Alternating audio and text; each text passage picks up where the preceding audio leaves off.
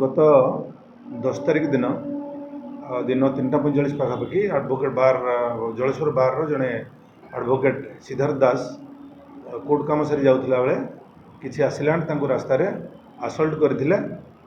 मरणतक जो आसल्ट करते Baleshwar shift कराइला immediate treatment पर सब्सिक्वेंटली से पुणी कटक शिफ्ट कराइला अभियोग अनुसार गोटे केस आम रुजु होता जलेश्वर थाना से केस संक्रांत आम 5 जन आसामी की आज अप्रेहेंड करिछु भितर जड़े जुवेनाइल अच्छा 4 जन आक्यूज अरेस्ट आ जड़े अप्रेहेंड होती आज आम कोर्ट चालान करुँ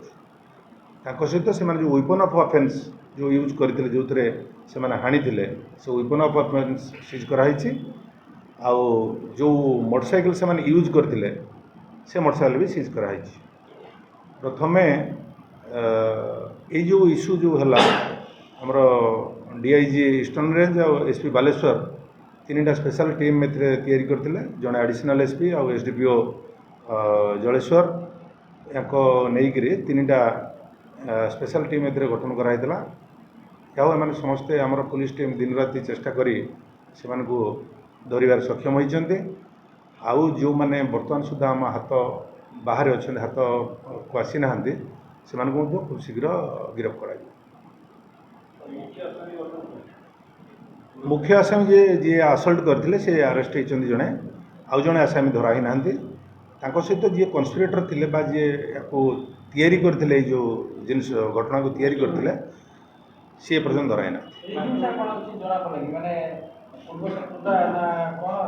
हाँ जो पूर्व शत्रुता पूर्व शत्रुता जो गोटे आमर होता गत 27/6/2026 नामपो फांडी गोटे इश्यू होता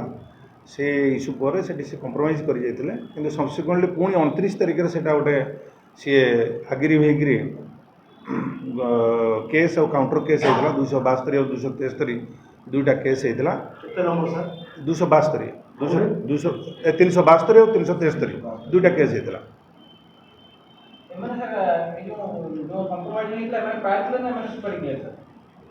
नहीं एम्प्लॉय कराइला एमाने बालेश्वर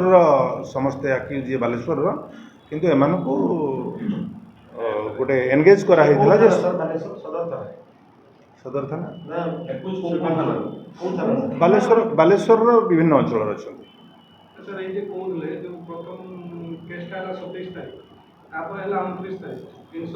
प्रथमे